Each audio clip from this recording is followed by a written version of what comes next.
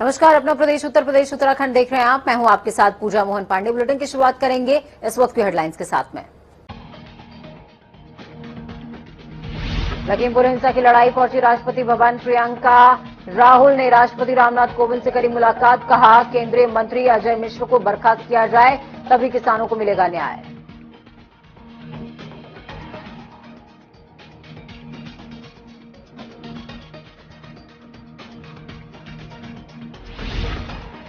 किच्चा बागेश्वर में पहुंचे सीएम पुष्कर सिंह धामी। 105 करोड़ की विकास योजनाओं का किया लोकार्पण और शिलान्यास। कहा, हर घोषणा हो रही है पूरी।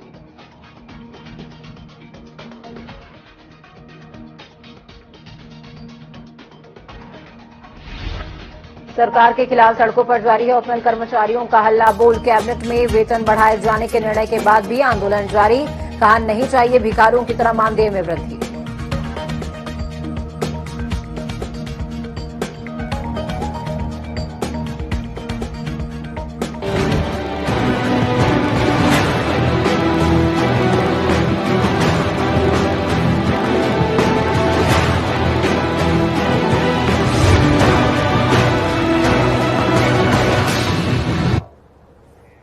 चलिए खबरों की चर्चा विस्तार से करते हुए सबसे पहले आपको बता दें कि 25 अक्टूबर को सिद्धार्थनगर आ सकते हैं प्रधानमंत्री। इस वक्त की बड़ी खबर है, प्रधानमंत्री मोदी मेडिकल कॉलेज सहित 9 कॉलेजों का शुभारंभ भी कर सकते हैं।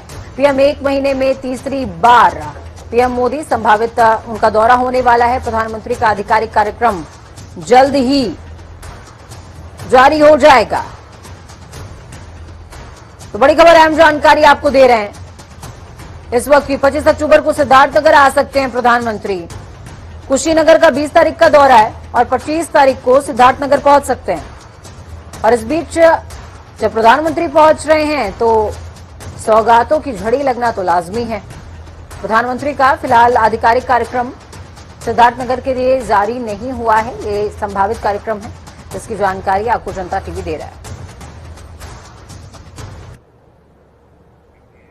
नवरात्र और विजयदशमी के पारंपरिक अनुष्ठान के लिए गोरखनाथ मंदिर पहुंचे मुख्यमंत्री योगी आदित्यनाथ ने मंदिर के शक्तिपीठ में आज सुबह लोक मंगल के लिए मां भगवती के 8वें स्वरूप महागौरी की पूरे विधि विधान से आराधना की है। सुबह करीबन 4:30 बजे से शुरू हुआ अनुष्ठान 9 बजे तक चला। पूजन कार्य मंदिर के प्रधान पुरोहित आचार्य रामानुज त्रिपाठी वैदिक के नेतृत्व में 11 ब्राह्मणों ने संपन्न कराया है। राष्ट्र निर्माण और समाज के निर्माण में अपना योगदान माननीय श्रीमती तो वहीं कानून मंत्री ब्रजेश पाठक लखीमपुर खीरी पहुंचे। ऐसे में तिकोरिया हिंसा में मारे गए शुभम मिश्रा के 10वां कार्यक्रम में कर्मकांड स्थल निकट गुरुद्वारा हाथीपुर भी पहुंचे। इस दौरान परिजनों से मुलाकात करते हुए कहा कि शुभम डिप्टी सीएम केशव प्रसाद मौर्य को रिसीव करने जा रहे थे और बीजेपी उन्हें अपनी पार्टी में शहीद का दर्जा देगी। साथ ही कहा कि मामले की कार्रवाई हो रही है, दोषियों को बख्शा नहीं जाएगा। बीजेपी सदैव शुभम के परिवार के साथ खड़ी रहेगी। इसके अलावा ब्रजेश पाठक कचहरी गेस्ट हाउस में अधिकारियों के साथ बैठक करते हुए जानकारी लेते भी नजर आए और साथ में दिशा निर्देश भी दिए।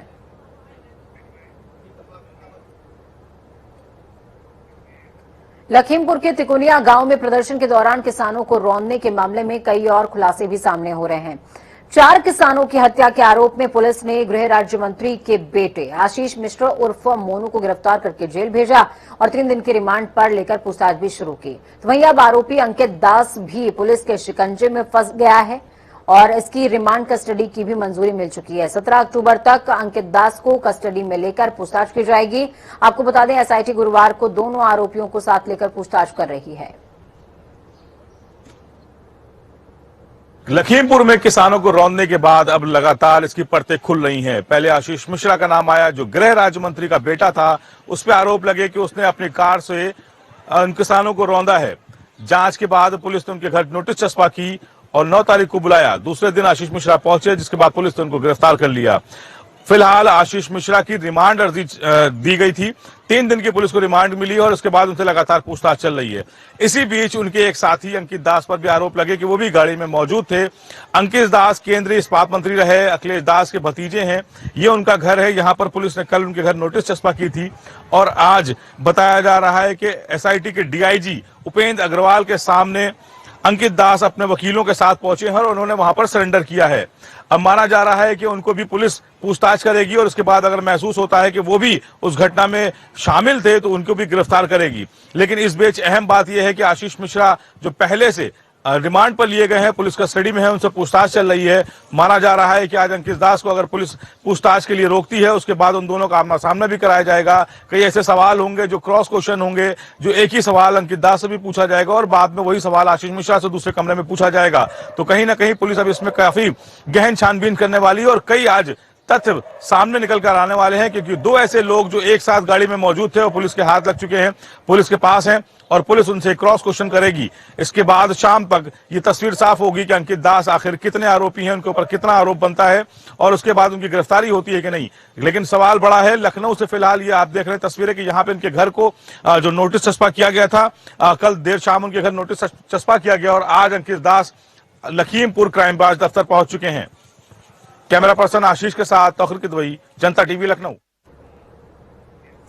तो वहीं लखीमपुर हिंसा की लड़ाई अब राष्ट्रपति भवन तक पहुंच गई। कांग्रेस के पूर्व अध्यक्ष राहुल गांधी की अगुवाई में एक प्रतिनिधिमंडल राष्ट्रपति भवन पहुंचा, रामनाथ कोविंद से मुलाकात करी। कांग्रेस नेताओं ने राष्ट्रपति को लखीमपुर हिंसा से जुड़े तथ्य और ज्ञापन भी सौंपा है। कांग्रेसी नेताओं ने इस बारे में आरोपी आशीष मिश्रा के पिता केंद्रीय गृह राज्य मंत्री अजय मिश्र टेनी को उनके पद से बर्खास्त किए जाने की मांग की है। राष्ट्रपति से मुलाकात के बाद राहुल गांधी ने कहा, पीड़ित परिवारों का कहना है कि जिसने भी उनके बेटे की हत्या की है उसे सजा मिले। प्रियंका ने भी राहुल गांधी की बात को आगे बढ़ाते हुए कहा, गृह राज्य मंत्री अपराधी के पिता हैं, जब तक उनकी बर्खास्तगी नहीं होगी न्याय नहीं हो सकता। चलिए, तौकीर किदवई हमारे साथ में लखनऊ से जुड़ चुके हैं। तौकीर, क्या कुछ अपडेट है, क्योंकि लगातार एसआईटी की हम बात कर लें या जो जांच एजेंसी है जो जांच पूरे मामले की कर रही है, उसका शिकंजा कसता जा रहा है। इस पूरे मामले में आरोपियों की गिरफ्तारी लगातार हो रही है, लेकिन क्या लगता है कि आशीष की मुश्किलें कितनी बढ़ती हुई नजर आएंगी अंकित दास की गिरफ्तारी के बाद? देखिए, अंकित दास बहुत अहम किरदार में है, क्योंकि वो आशीष मिश्रा के साथ थे। कई ऐसे तथ्य हैं जिनसे पूछताछ होगी और आशीष मिश्रा से जो सवाल किए जाएंगे वही सवाल अंकित दास से भी किए जाएंगे। अलग अलग कमरे में बैठाकर दोनों से पूछताछ होगी और वही सवाल सामने बैठाकर पूछे जाएंगे। तो जो कंट्राडिक्शन निकल के आएगा उसके जवाब मांगे जाएंगे कि आखिर दोनों के जवाबों में मतभेद क्यों है। इसी तरह से पुलिस कड़ी दर कड़ी जोड़ेगी और अंकित दास, क्योंकि उनका जो ड्राइवर है वो लगातार इस बात को कह रहा है कि वो गाड़ी की जो पीछे गाड़ी चल रही थी फॉर्च्यूनर गाड़ी, वो उसमें बैठे थे, तो उनपे उस तरह के आरोप तो सिद्ध नहीं हो पाएंगे। अगर पुलिस इस तक पहुंचती है, इस परिणाम तक पहुंचती है, ये निर्णय लेती है कि हाँ, ये साबित होता है कि जो अंकित दास है वो फॉर्च्यूनर गाड़ी में था और आशीष आगे वाली गाड़ी में था, तो कहीं ना कहीं अंकित दास के लिए तो ये मुश्किलें आसान हो जाएंगी, लेकिन आशीष के लिए मुश्किलें जरूर बढ़ जाएंगी, क्योंकि इससे ये साबित हो जाएगा कि जो आगे थार गाड़ी चल रही थी उसमें आशीष ही मौजूद थे और इस तरह से उनका बचना काफी मुश्किल हो जाएगा, क्योंकि जो क्रॉस क्वेश्चन होंगे उसी के बिहार पे जो पुलिस है वो किसी निर्णय पे पहुंचेगी। और कोर्ट ने आज अंकित दास की भी रिमांड मंजूर कर दी है, तो अब 14 तारीख से पुलिस कस्टडी में अंकित दास भी आने वाले हैं। तो कल का दिन काफी अहम माना जा रहा है, क्योंकि जो अंकित दास है उनकी रिमांड का समय है वो कल पूरा हो रहा है। तो जाहिर तौर पर आशीष मिश्रा और अंकित दास दोनों एक समय में पुलिस के पास मौजूद होंगे और पुलिस कहीं ना कहीं इनसे वो सारे सवालों का जवाब मांगेगी जो अभी तक सवाल बने हुए हैं।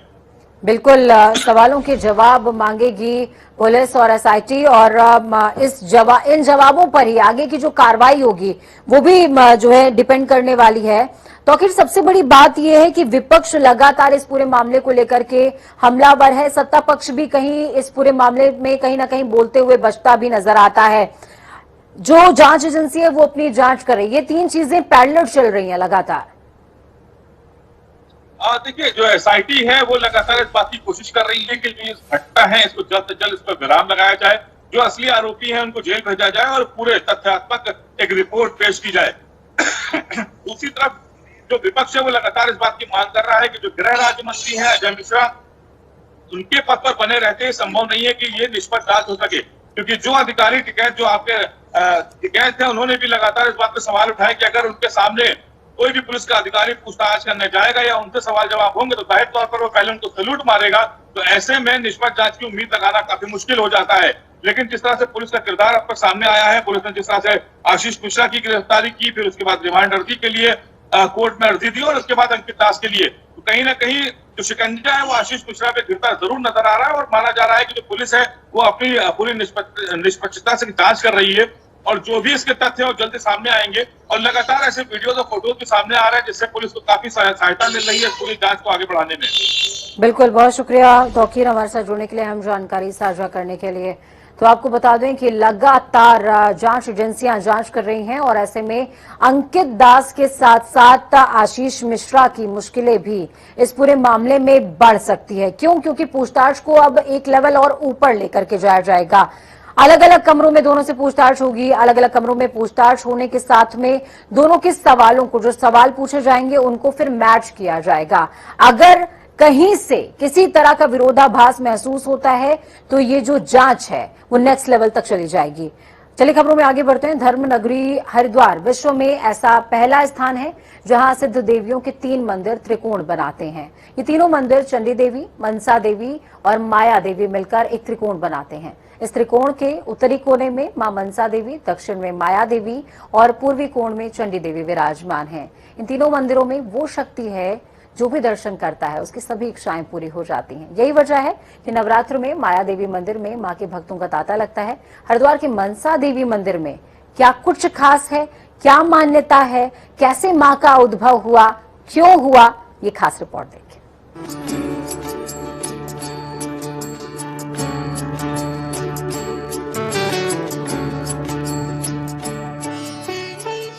देवभूमि में मां की उपासना के महापर्व का अपना अलग ही उत्साह है। हरिद्वार में वैसे तो मां के कई मंदिर हैं, मगर यहाँ देवियों के मंदिरों का त्रिकोण है, जिसमें नील पर्वत पर मां चंडी देवी का मंदिर है तो दूसरी ओर शिवालिक पर्वतमाला पर मां मनसा देवी का मंदिर मौजूद है। वहीं इन दोनों के बीच मां माया देवी का मंदिर स्थापित है। नवरात्र में जो भी सच्चे मन से मां दुर्गा के अनेक रूपों की पूजा अर्चना करता है उसकी सभी मनोकामनाएं पूरी हो जाती हैं। नवरात्रों में मां के अनेक रूपों की पूजा करने का अलग महत्व होता है। शास्त्रों में ऐसी मान्यता है कि जो भी भक्त सच्चे मन से मनसा देवी की पूजा आराधना कर लेता है उसकी सभी कामनाएं पूरी हो जाती हैं और उसके सभी कष्ट और दुख दूर हो जाते हैं। मां मनसा उनका वरण कर लेती है। यही नहीं, नवरात्र में मनसा देवी की आराधना करने का विशेष लाभ होता है। तभी हरिद्वार के स्थानीय लोगों के साथ साथ देश के कोने कोने से श्रद्धालु नवरात्रों में मां मनसा देवी के दर्शन करने के लिए आते हैं। तो माता जिनको बुलाती है वो तो आते ही है, चाहे वो कहीं से भी आना हो, और जिनका लिखा है वो तो आएंगे ही आएंगे, क्योंकि माता ने बुलाया उन्हें, सो वो तो आएंगे ही। पुराणों के अनुसार प्राचीन काल में महिषासुर नामक राक्षस ने देवताओं और मनुष्यों पर भयंकर अत्याचार बरपाया। ऐसे में जब महिषासुर के अत्याचार से सभी दुखी हो गए, तब देवताओं के मन में आया कि ऐसी कोई शक्ति का अवतरण होना चाहिए जो महिषासुर नामक राक्षस का संहार कर सके। देवताओं के मन से निकली प्रार्थना पर मां दुर्गा ने मन से अवतार लिया और महिषासुर के अत्याचारों से मुक्ति दिलाई। मां दुर्गा का ये स्वरूप अवतार मन से हुआ था, इसलिए मां के स्वरूप का नाम मनसा देवी पड़ा और मां मनसा देवी तब से ही शिवालिक पर्वत पर विराजमान है। बहुत ही उत्साह के साथ मां के दरबार में पहुंच रहे हैं अपने भेंट पूजन के साथ। मां भगवती मनसा देवी की मान्यता है कि ये मां, जैसा इनका नाम है माता का, वैसे ही ये सभी की मनोकामनाओं को पूरी करती हैं। भक्तों की मनसा पूरी करने के कारण ही मनसा देवी है। प्राचीन काल में इन्होंने महिषासुर राक्षस को मारकर देवताओं की मनसा पूरी करी थी। आज कोई भी भक्त अपनी मनसा के लिए मां से जो भी प्रार्थना करता है, मां उसकी मनसा को पूरी करती है। मां मनसा देवी सभी की मुरादों को पूरा करती है, तभी तो श्रद्धालु मां के दर्शन करने के लिए दौड़े चले आते हैं। नवरात्रों में मां मनसा देवी के मंदिर में भक्तों का तांता लगा रहता है और सभी कहते हैं, हे मां त्राहि मां शरणागतम। काफी दूर दूर से अलग अलग राज्यों से देश के कोने कोने से भक्त यहाँ पर पहुँचते हैं और काफी अपने मन में आस्था लेकर आते हैं। हालांकि माता के दर्शन कर सभी भक्त फिलहाल जो है काफी उत्साहित है, क्योंकि 2 साल के बाद जिस तरह से कोरोना काल चला तो आज भारी संख्या में यहाँ पर माँ के भक्त पहुंचे और जय जयकारे से आज माँ मनसा देवी का मंदिर गूंज उठा है। कैमरा पर्सन के साथ में विकास करे, जनता टीवी, हरिद्वार। शारदीय नवरात्र के मौके पर विभिन्न देवी मंदिरों में भक्तों की भीड़ उमड़ रही है। भक्त ने मां की पूजा अर्चना कर सुख शांति की प्रार्थना की है और अष्टमी के मौके पर गांव और शहरों में लोगों ने 9 देवियों के रूप में कन्याओं का भी पूजन किया है। मंदिर के दर्शन से लाभ, त्रिकोण दर्शन का जो है महात्मा जो क्या है, यहाँ पर अष्टभुजा मंदिर है, यहाँ पर काली खो माता का मंदिर है, त्रिकोण दर्शन होता है। त्रिकोण दर्शन से भक्तों को क्या लाभ मिलता है, मोक्ष प्राप्त होती है, आइए जानते हैं। हमारे बीच में पंडित गौतम त्रिवेदी जी जो यहाँ के तीर्थ पुरोहित हैं और भक्तों को दर्शन कराते हैं। आइए हम उनके विषय में जानते हैं कि माता के दर्शन से, त्रिकोण दर्शन से क्या लाभ होता है। जय मां विंध्यवासिनी। पंडित जी बताइए कि माना जाता है कि विंध्यवासिनी मंदिर त्रिकोण दर्शन से लाभ भक्तों को मिलता है, क्या लाभ मिलता है, कृपया बताएं। जी, पतित पावनी मां गंगा की पावन तट विंध्य पर्वत पर विराजमान अखिल ब्रह्मांड की अधिष्ठात्री जगत जननी श्री मां विंध्यवासिनी, जो कि सिंगारुण महालक्ष्मी स्वरूपा है।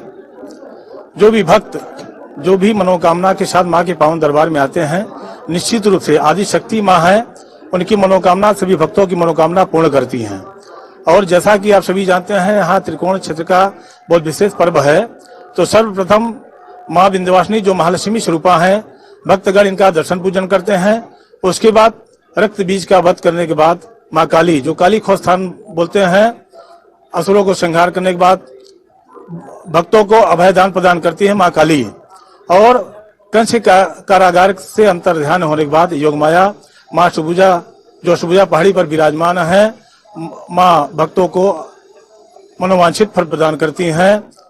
जो भी जिस मनोकामना के साथ मां के दरबार में आता है और त्रिकोण करता है, निश्चित रूप से मां सभी मनोकामना भक्तों का पूर्ण करती हैं। ये त्रिकोण दर्शन जो है महालक्ष्मी, महासरस्वती, महाकाली माना जाता है कि विंध्य धाम के अतिरिक्त जम्मू कश्मीर में वैष्णो देवी माता में का दर्शन करने से पिंडी स्वरूप महालक्ष्मी, महासरस्वती और महाकाली का दर्शन होता है और दूसरा स्थान सिर्फ विंध्य धाम में है। ये क्या सही है? मैं बताना चाहूंगा, यही एकमात्र ऐसा पीठ जिसे सर्वांग स्वरूप में मां का दर्शन होता है। त्रिगुणा शक्ति है, जहाँ तंत्र, मंत्र और यंत्र तीनों तरह के साधक उपासक अपनी मनोकामना प्राप्ति के लिए साधना करते हैं। जो भी साधक जिस कामना का, चाहे तंत्र साधक हो, चाहे साधक, चाहे यंत्र साधक, जो मनोकामना मां का साधना है, निश्चित रूप से मां उस साधना उसकी पूरी करती हैं। इसीलिए पीठ और शक्ति पीठ, जैसा कि नारी स्वरूप शक्ति पीठ सुना है, लेकिन माँ का यहाँ सर्वांग स्वरूप, इसलिए ये स्थान नारी स्वरूप शक्ति पीठ स्वरूपा है, लेकिन माँ का यहाँ सर्वांग स्वरूप है, इसलिए ये स्थान सिद्ध पीठ के रूप में भी पूजा जाता है। नवरात्र का 8वां दिन है। ऐसे में तमाम मंदिरों में, राजधानी लखनऊ के तमाम मंदिरों में भक्तों का तांता लगा हुआ है। हम इस समय मौजूद है राजधानी लखनऊ के प्रसिद्ध कालीबाड़ी मंदिर में। बता दें कि उत्तर प्रदेश की राजधानी लखनऊ के कैसरबाग में स्थित है 160 साल पुराना कालीबाड़ी का मंदिर, जिसकी स्थापना बंगला परंपरा के अनुसार हुई थी। इस मंदिर में कभी हर शारदीय नवरात्र की नवमी पर जीवित बलि देने की प्रथा थी। यह अकेला मंदिर है जहां बलि देने की अनोखी प्रथा थी, जहां बकरे की बलि दी जाती थी, लेकिन अब उसकी जगह पर पंच फलों की बलि मां के सामने बने कुंड में दी जाती है। शारदीय नवरात्र में यहाँ महिषासुर मर्दिनी का विशेष पाठ होता है। अब कई अरसे से यहाँ बलि पूरी तरह से वर्जित है और साफ तौर पर बता दें कि भक्तों का तांता लगा हुआ है। इस मंदिर का अपना पौराणिक महत्व है। तमाम दूर दराज से जो श्रद्धालु हैं यहाँ पे आते हैं, अपनी समस्याएं बोलते हैं, माँ के सामने रोते हैं, यहाँ तक कि विनती अनुनय विनय करते हैं और उसके बाद उनकी समस्याओं का निराकरण होता है। जाहिर सी बात है, कोविड-19 का कहर अभी जारी है, तो ऐसे में मंदिर प्रशासन की तरफ से कोविड-19 प्रोटोकॉल का पालन करने के दिशा निर्देश दिए हैं। कोविड-19 के प्रोटोकॉल के तहत ही यहाँ श्रद्धालु और जो भक्त हैं वो दर्शन कर रहे हैं। कैमरामैन आशीष कश्यप के साथ मैं सचिन तिवारी, जनता टीवी, लखनऊ। प्रदेश के मुख्यमंत्री पुष्कर सिंह धामी आज बागेश्वर और किच्छा दौरे पर रहे। कार्यक्रम के अनुसार मुख्यमंत्री देहरादून से हेलीकॉप्टर से किच्छा के चीनी मिल स्थित हेलीपैड पर उतरे। वहां पर इंदिरा गांधी खेल मैदान पहुंचकर विधानसभा क्षेत्र की 9 लाख की 21 विकास योजनाओं का लोकार्पण और शिलान्यास किया। इस दौरान मुख्यमंत्री धामी ने कहा, मुझे सत्ता संभाले 103 दिन हो गए हैं, मैंने 330 से ज्यादा फैसले ले लिए। मैं सैनिक का बेटा हूं, इस जिले की समस्याओं को समझता हूं और मैंने संकल्प लिया है कि एक मिनट उत्तराखंड की सेवा में लगा दूंगा।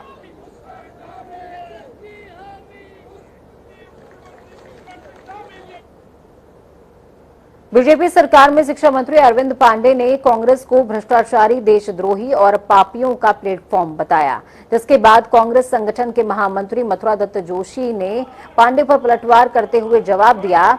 मथुरा दत्त जोशी ने कहा कि शिक्षा मंत्री अरविंद पांडे बताएं कि उनके ऊपर भ्रष्टाचार के कितने मुकदमे चल रहे हैं। खुद भाजपा के राष्ट्रीय अध्यक्ष रिश्वत लेते हुए पकड़े गए और सजा भी हुई। वहीं अब वो लोग कांग्रेस को भ्रष्टाचारियों की पार्टी बताने का काम कर रहे हैं। आज की जो कांग्रेस है, पूरी कांग्रेस ये भ्रष्टाचारी, देशद्रोही और पापियों का एक प्लेटफॉर्म है। शिक्षा मंत्री जी स्वयं में सबसे बड़े भ्रष्टाचारी हैं, सबसे बड़े अत्याचारी हैं, सबसे ज्यादा मुकदमे उन पे हैं और उससे बड़ा उदाहरण और क्या हो सकता है। वो अगर वो हमको कह रहे हैं तो पहले अपने गिरेबान में झांक लें, उसके बाद हमको कहें। कितने मुकदमे हैं, क्या शिक्षा मंत्री जी ने कभी बताया मेरे पे कितने मुकदमे हैं? आप जरा उधमसिंह के थानों में जाके देख लीजिए। जहाँ तक भ्रष्टाचार की बात है तो कर्मकार बोर्ड क्या हमारे कार्यकाल में भ्रष्टाचार हो रहा है या NH-74 में कोई भ्रष्टाचार हुआ तो बताए ना कांग्रेस के किस नेता को अंदर कर पाया आज तक। देहरादून में त्योहारों के सीजन को देखते हुए बाजारों में अतिक्रमण रोकने और कोविड गाइडलाइन का परिपालन करवाने के साथ साथ यातायात व्यवस्था सुचारू रखने के लिए जिलाधिकारी डॉक्टर आर राजेश कुमार और वरिष्ठ पुलिस अधीक्षक जन्मेजय खंडूरी ने संयुक्त रूप से औचक निरीक्षण किया और इस दौरान डीएम और एसएसपी शहर के पलटन बाजार, चंदननगर 6 नंबर पुलिया स्थित सब्जी बाजार पहुंचे, जहां उन्होंने निरीक्षण करते हुए व्यवस्थाओं को सुचारू रूप से संचालित करने के लिए अधिकारियों को निर्देशित भी किया है। हल्द्वानी में उपनल कर्मचारियों ने राज्य सरकार की तरफ से कैबिनेट में वेतन वृद्धि के निर्णय को उसके बाद भी अपना निर्णय जारी रखा हुआ है। लिहाजा सरकार के फैसले से नाराज उपनल कर्मचारियों ने सैकड़ों की संख्या में शहर में रैली निकाली, प्रदर्शन किया है। सरकार पर आरोप लगाते हुए उपनल कर्मचारियों ने कहा, उन्हें भिखारियों की तरह मानदेय में वृद्धि नहीं चाहिए, बल्कि वो लंबे समय से समान कार्य समान वेतन की मांग कर रहे हैं। कर्मचारियों ने सरकार पर वादा खिलाफी का आरोप लगाते हुए कहा, अगर जल्द ही सरकार ने उनकी मांगे पूरी नहीं करी तो वो आत्मदाह जैसे कदम उठाने को मजबूर हो जाएंगे।